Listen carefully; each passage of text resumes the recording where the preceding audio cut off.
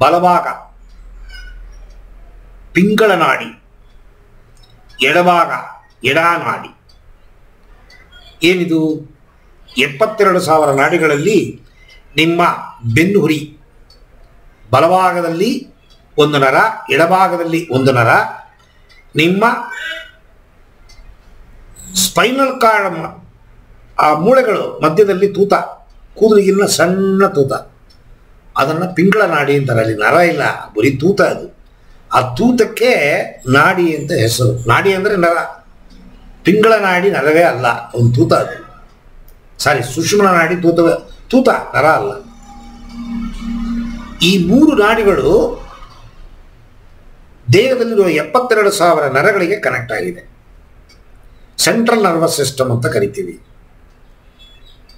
So ಬಲಭಾಗದ ಮೆದುಳು, ಬಲಭಾಗದ ಹೊಳ್ಳೆ ಪಿಂಗಳ ನಾಡಿ, ಎಡಭಾಗದ ಹೊಳ್ಳೆ ಎಡನಾಡಿ. ಬಲಭಾಗದ ಹೊಳ್ಳೆ ಸೂರ್ಯನಿಗೆ ಸಂಬಂಧಪಟ್ಟಿದ್ದು, ಎಡಭಾಗದ ಹೊಳ್ಳೆ ಚಂದ್ರನಿಗೆ ಸಂಬಂಧಪಟ್ಟಿದ್ದು. ಸೂರ್ಯ ಉಷ್ಣ, ಚಂದ್ರ ತಂಪು. ಉಷ್ಣ ತಂಪು. ದೇಹದ ನಿಮ್ಮ ಟೆಂಪರೇಚರ್ ಕರೆಕ್ಟಾಗಿ ಮೈಂಟೈನ್ ಆಗಬೇಕು. ಎರಡೂ ಬೇಕು, ಬಿಸಿಯೂ ಬೇಕು, ತಂಪು ಬೇಕು. ಬರೀ ಬಿಸಿಯೇ ಆಗ್ಬಿಟ್ರೆ ವಾತ ಪಿತ್ತ ಕಫ, ಅದಕ್ಕೆ ಆಯುರ್ವೇದ ಅಂತ ಹೇಳಿದೆ ನಾನು. ವಾತ ಪಿತ್ತ ಕಫ ಏರುಪೇರಾಯಿತು ಅಂದ್ರೆ ರೋಗ ಬಂದ್ಬಿಡುತ್ತೆ. ಈ 3ರಲ್ಲಿ ವಾತ ಪಿತ್ತ ಕಫ 3 ಏರುಪೇರು ಆಯಿತು ಅಂತಂದರೆ, ಯಾವ ಒಂದು ಏರುಪೇರಾದರೂ ದೇಹದಲ್ಲಿ ಮನಸ್ಸಲ್ಲಿ ಅನಾಹುತ. ಅದು ಆಗದೇ ಇರಲಿ ಅಂತ ಭಗವಂತ ಬ್ಯಾಲೆನ್ಸ್ ಮಾಡಿದ್ದಾನ. ಒಂದು ಸತಿ ಬಿಸಿ, ಒಂದು ಸತಿ ತಂಪು. ಅಂದರೆ ಎವ್ರಿ 45 ಮಿನಿಟ್ಸ್ ಟು 1 ಅವರ್ ಒಂದು ಮೂಗಿನ ಒಳ್ಳೆ ಕೆಲಸ ಮಾಡುತ್ತೆ ಆಕ್ಟಿವ್ ಆಗಿ.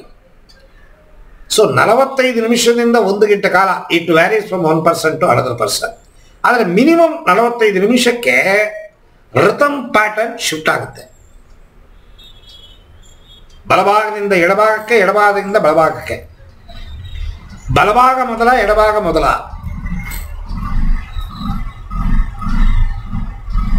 ಉಸಿರಾಟ ತಾಯಿನ ಹೊಟ್ಟೆ ಒಳಗಡೆ ಹುಟ್ಟುತ್ತಾ, ಸೃಷ್ಟಿ ಆಗತ್ತಾ? ತಾಯಿ ಹೊಟ್ಟೆಯಿಂದ ಹೊರಗಡೆ ಬಂದ ಮೇಲೆ ಸೃಷ್ಟಿ ಆಗತ್ತಾ?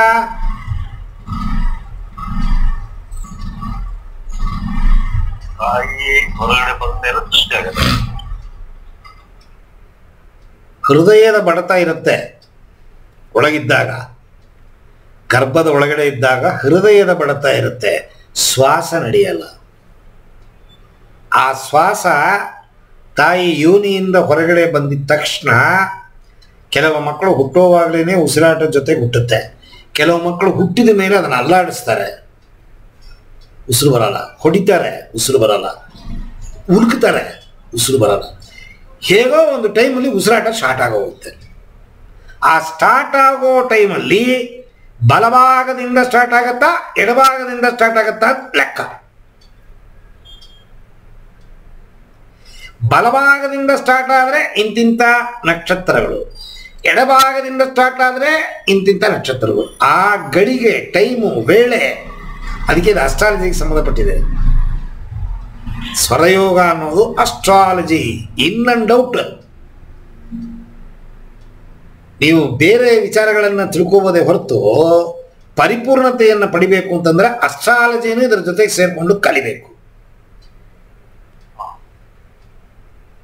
ಉಸಿರಾಟ ಯಾವಾಗ ಸೃಷ್ಟಿ ಆಯಿತು, ಅದು ಯಾವಾಗ ನಿಲ್ಲುತ್ತೆ ಅಂತ ಅನ್ನೋದು ಹುಟ್ಟುವಾಗಲೇ ನಿರ್ಣಯ ಆಗುತ್ತೆ. ನಿಮ್ಮ ಎಡ ಪಿಂಗಳ ಸರಿ ಉಸಿರಾಟದಲ್ಲಿ